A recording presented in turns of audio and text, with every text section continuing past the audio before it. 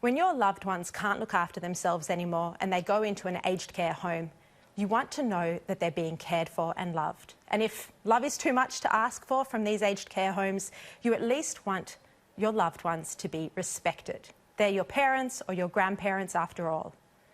They're the people who brought you home from hospital, who raised you, who worked hard, as is the Australian way, every single day of their lives to provide for their family. And once, when they were so capable and strong and healthy, now they're so frail. The Royal Commission into Aged Care has exposed the truth, and it's one that perhaps you have suspected for a while. It's that our parents and grandparents are probably not being looked after or respected at all. The aged care system in Australia is shameful. To quote the Royal Commission, which has released its interim report, "It is cruel and harmful. It is a sad and shocking system that diminishes Australia as a nation. At the heart of these problems, and this is what the Royal Commission said, lies the fundamental fact that our aged care system essentially depersonalises older people. People are treated as just another body to be washed, fed and mobilised. Previously, we thought there were only sporadic cases of neglect and abuse, but we now know that the problems are systematic and widespread. The Royal Commission found evidence of elderly people left lying in their urine or faeces. It found that there were a high incidence of assaults and there was such poor treatment of wounds, of injuries, that it led to septicemia or even death. And they collected photographs of people with maggots feeding off their open sores. Our elderly are also being physically restrained as if they were dogs to make them easier to manage. And many of our grandparents or parents are being drugged to sedate them. This is one area that the Royal Commission highlighted as needing immediate reform. They said that centres' reliance on chemical restraint through sedatives or antipsychotic medications should be stopped by the government right now.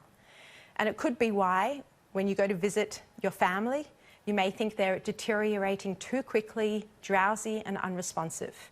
Their remaining years on this earth a blur. Physically restrained and drugged. It's heart-wrenching. And imagine if we did that to a baby, strapped them into a chair and drugged them to make it easier to care for them. Our society would never allow this. So why are we allowing it to happen to our parents or grandparents or other elderly, our loved ones?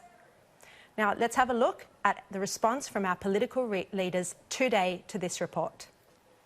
There's a significant amount of work to do to continue to reform the system. That's what I've been working on, so that we can ensure that the services that we provide, not just government, but also the sector and the broader community provide to older Australians, gives them the care that they need. I'm so careful about our spending in the budget because I've been saying for some time now that we knew we would need to address issues coming out of this Royal Commission on aged care. That's why I initiated it in the first place, so we could know what we needed to do and confront that. I think both sides recognised for a long time under many governments we haven't got it right in relation to aged care. It's the reason the Prime Minister called this Royal Commission, and we want to make sure that we can treat people with dignity and respect. How is it possible that in 2019, when we have all of these extraordinary medical and technological advancements, that our loved ones in aged care homes are being treated so despicably? We often speak about people growing old with dignity. Well, this report has found that we are not treating our older generations with dignity or respect or love. Scott Morrison needs to act on the Royal Commission's interim report's recommendations, and fast.